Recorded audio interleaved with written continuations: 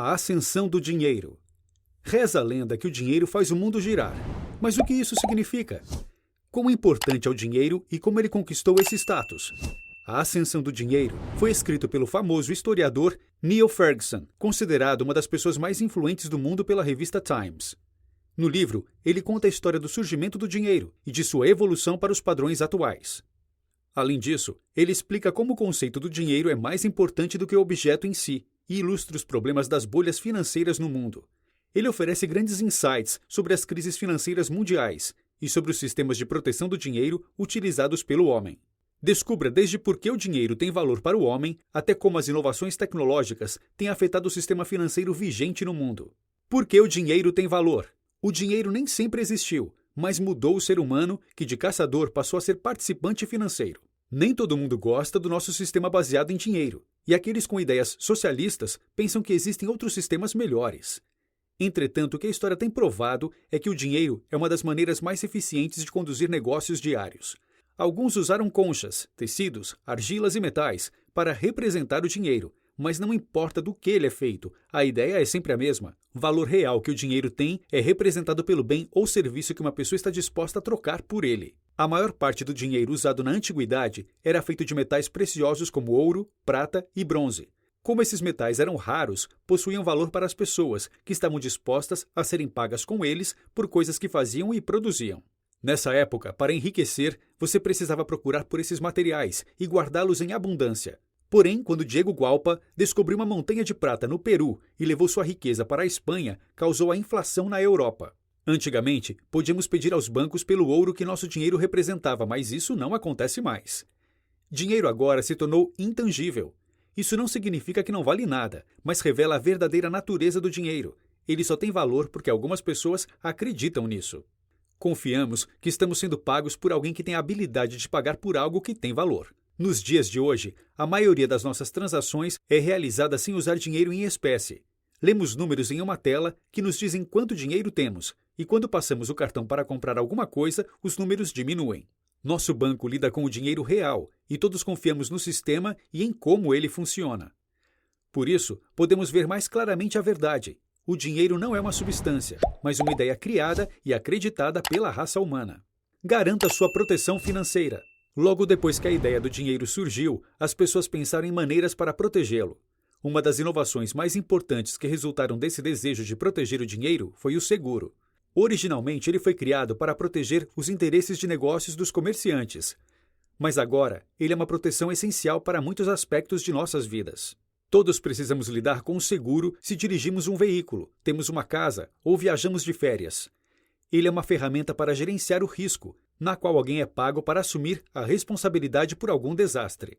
Existem vários riscos que precisam ser gerenciados. O risco de perder sua casa ou seus bens, o risco de perder seu rendimento por alguma doença e até mesmo o risco de morte. Obviamente, você não vai querer pagar a uma companhia de seguro a quantidade total para cobrir os custos desses eventos. O objetivo de pagar um seguro é ter certeza de que você não vai precisar pagar uma quantia absurda quando coisas ruins acontecerem. Em vez disso, você paga uma pequena porcentagem. Se algum desastre acontece, sua seguradora paga pelo dano em seu lugar. Companhias de seguro possuem inúmeros métodos para calcular o risco de que as coisas aconteçam. Se o risco é alto, você paga um valor maior. Quando as seguradoras te aceitam como cliente, elas estão apostando contra seu desastre. Se as coisas ruins não acontecem, elas ainda serão pagas pela cobertura. Como o negócio delas é prever a probabilidade de que coisas ruins aconteçam, elas normalmente acertam. Quando você pensa nisso, parece um negócio ruim para o segurado, mas se ele não fosse necessário, não seria vendido até hoje. Inevitavelmente, coisas ruins acontecem a algumas pessoas, e ter um seguro é uma escolha prudente. Quando você compra um seguro, está apostando que alguma coisa vai acontecer. Assim como colocar dinheiro em uma poupança, o seguro é um investimento para nos proteger contra um futuro imprevisível. Você pode olhar também para a Seguridade Social e a Previdência do governo como um tipo de seguro financeiro. Pagamos uma parte dos nossos salários para o governo com a ideia de que teremos uma renda estável quando nos aposentarmos. No entanto, com a inflação, o custo de vida e a população aumentando, é importante também que você invista em sua própria aposentadoria. Confiar inteiramente no governo para sua proteção financeira pode não ser a melhor opção, e a história nos ensina que a proteção financeira é essencial. o mercado de ações e as bolhas financeiras. Uma inovação financeira importante foi a invenção das ações das companhias. Esse conceito permitiu que os negócios se protegessem financeiramente, espalhando o risco fiscal para um grande número de pessoas. Uma companhia é dividida em ações iguais, que podem ser compradas em diversos volumes, permitindo que os acionistas tenham uma porção dos lucros da companhia. No entanto, os acionistas são também responsáveis pelas dívidas da companhia, mas a responsabilidade deles só se estende ao valor de suas ações. Então, se alguma coisa dá errado, os acionistas só são responsáveis pelo valor das ações que possuem. A compra e venda de ações acontece no mercado de ações, um ambiente volátil e rápido, que tem o poder de construir ou de quebrar uma economia. O preço das ações de uma empresa no mercado de ações é determinado pelos lucros que os compradores imaginam que ela fará no futuro. Tudo relacionado com os trabalhos internos da empresa e seus produtos é julgado pelo mercado de ações de hora em hora para determinar seu valor. Algumas vezes, isso resulta em bolhas financeiras, em que os preços das ações estão muito altos e caem rapidamente, causando um dramático trauma econômico. As bolhas seguem o seguinte padrão. Em primeiro lugar, acontece o deslocamento, em que as circunstâncias econômicas mudam e as oportunidades de lucro aparecem. Então surge a euforia e as pessoas começam a trocar as ações em excesso e o preço começa a subir. Isso é rapidamente seguido pela mania, que é a bolha. Investidores inexperientes ficam empolgados e são enganados. Depois disso, a aflição toma conta dos acionistas mais experientes, que descobrem que os lucros esperados não serão alcançados. Eles começam a vender suas ações para salvar o dinheiro investido. Finalmente, a repulsa atinge a todos, que tentam desesperadamente vender suas ações a qualquer preço que podem conseguir, para escapar enquanto ainda podem, explodindo a bolha. Houve alguns grandes eventos como este ao longo dos anos, mas o pior crash aconteceu em 1929. O estouro daquela bolha foi tão terrível que os Estados Unidos foram tomados pela Grande Depressão, que durou uma década inteira. As pessoas foram arruinadas, o desemprego era crescente e quase a metade dos bancos americanos faliu. Embora a causa exata desse enorme crash seja desconhecida, fica claro que foi influenciado pela imprevisibilidade das pessoas. O mercado de ações pode ser confuso para nós, porque nem sempre entendemos o que o move. Mesmo assim, em 400 anos de existência, as ações têm seguido os mesmos 5 passos de padrão de bolhas. A única constante real compartilhada por todos os mercados de ações pelos anos são as pessoas e as coisas que elas podem fazer para proteger o dinheiro. O mercado imobiliário não é mais um bom investimento. Estamos sempre procurando por lugares seguros para deixar nosso dinheiro. Os imóveis costumavam ser considerados um dos investimentos mais seguros que uma pessoa poderia fazer, mas hoje em dia isso pode não ser verdade. Isso acontece em parte por causa das hipotecas subprime. Uma hipoteca desse tipo se dá quando uma instituição financeira empresta dinheiro com uma taxa de juros ajustável para alguém com crédito ruim, o que permite que essa pessoa compre uma casa. A instituição reutiliza a hipoteca e a vende para uma terceira pessoa que não sabe o risco que está assumindo. Depois do período inicial de taxas de juros baixas e pagamentos baixos, os juros aumentam e o dono da casa com crédito pobre não consegue mais pagar. Quando a pessoa falha em pagar sua hipoteca, ela é despejada e a casa é vendida. Em teoria, a terceira pessoa, que é agora a dona da hipoteca, pode recuperar seu dinheiro da venda da propriedade. Se isso acontecesse em apenas alguns casos, o problema não seria tão grande. No entanto, nos últimos anos, milhares de hipotecas subprime foram liberadas, o que resultou em um mercado inundado de casas hipotecadas sem pagamento. Isso desvalorizou o preço das propriedades e fez com que muitas pessoas perdessem dinheiro com suas casas perdendo valor. Em muitos casos, o fato de que a hipoteca valia mais do que o valor da propriedade forçou as pessoas a não pagarem suas hipotecas e a perderem suas casas. Mas se os bancos, que são donos das hipotecas, não estão recebendo pagamentos e não podem sequer recuperar o valor da hipoteca vendendo a propriedade desvalorizada, então eles também enfrentam grandes perdas financeiras. Você pode notar que isso parece seguir um padrão similar à bolha do mercado de ações. Em 2009, a explosão da bolha imobiliária foi sentida pelas instituições financeiras que eram donas de hipotecas completamente sem valor. Grandes organizações foram forçadas a liquidar seus ativos, incluindo instituições tradicionais sustentadas pelo governo. O governo americano precisou intervir para estabilizar a situação que havia danificado significativamente o sistema financeiro do país como um todo. O que são os títulos do governo? O conceito de dinheiro se tornou extremamente poderoso. Agora ele é uma parte fundamental de tudo, de nossas vidas pessoais e do nosso país.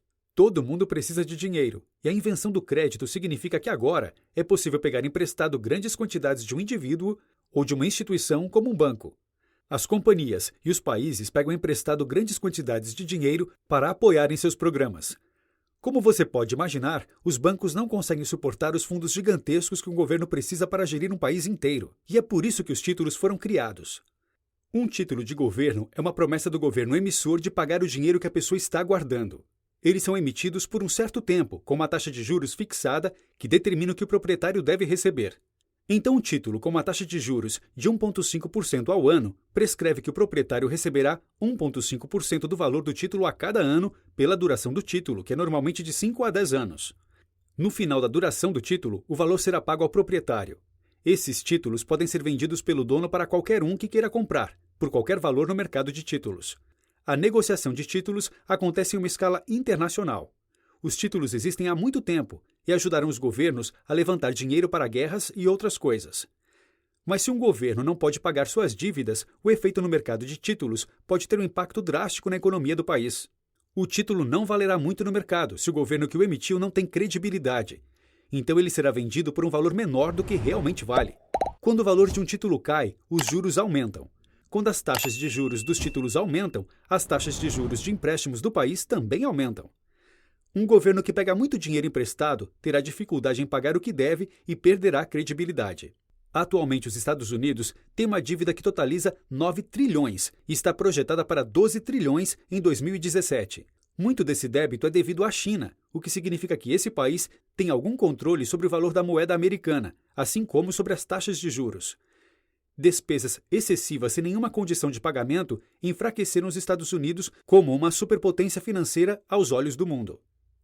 China, o novo líder econômico do mundo? Por mais de um século, os Estados Unidos têm liderado como uma potência financeira mundial e as pessoas tinham poucos motivos para pensar que isso mudaria.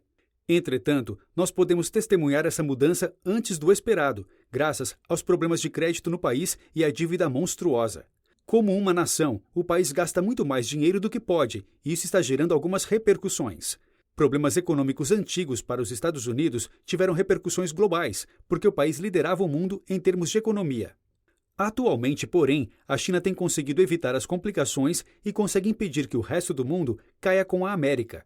O mundo está presenciando uma mudança de poder. Algumas pessoas estimam que a China pode se tornar o líder econômico do mundo até 2027. O fato é que ela tem guardado dinheiro por anos e anos para evitar problemas econômicos já vividos no passado. A maioria das famílias na China possui reservas de dinheiro e, consequentemente, o país também possui. Então, quando os Estados Unidos precisavam de dinheiro, para quem pediram? Para a China, é claro, que só estava disposta a comprar títulos do governo americano e a estender créditos. Ter bilhões, talvez trilhões de dólares americanos em títulos fez com que a China pudesse manter o valor do seu dinheiro baixo. Isso significa que os bens são baratos e os consumidores americanos continuarão a gastar. De certa maneira, os Estados Unidos têm estado em um relacionamento com a China, enquanto a China guarda todo o seu dinheiro e a América gasta. Porém, agora, os Estados Unidos estão enfrentando um grande problema financeiro e podem precisar sair desse relacionamento. Originalmente, os Estados Unidos aproveitaram seu relacionamento com a China e todas as vantagens que eram oferecidas, mas agora essa relação parece ser a raiz do problema. Será uma grande inversão de papéis para os Estados Unidos saírem de líder financeiro mundial para uma nação que luta e precisa de assistência externa. Antigamente, os Estados Unidos ajudavam os outros países. Pode ser difícil entender o dinheiro e ainda mais difícil controlá-lo, e parece que os Estados Unidos estão perdendo esse controle. Os Estados Unidos gastaram ao invés de guardarem e não protegeram suas finanças. Notas finais. O dinheiro foi um divisor de águas para a humanidade, assim como diversos outros grandes desenvolvimentos. De alguma maneira, ele é a forma como medimos nossos fracassos e realizações de vida. Quando olhamos para o passado, observamos quão longe chegamos e percebemos que o dinheiro sempre empurrou as coisas. Mas também percebemos o que o dinheiro realmente é, uma ideia. Ideias são dependentes de pessoas, e as pessoas não são sempre criaturas racionais e sensatas. Então o dinheiro pode ser problemático e imprevisível, como nos mercados de ações e de títulos. Isso significa que o dinheiro pode ser perigoso, especialmente se nós não o protegemos e usamos com responsabilidade.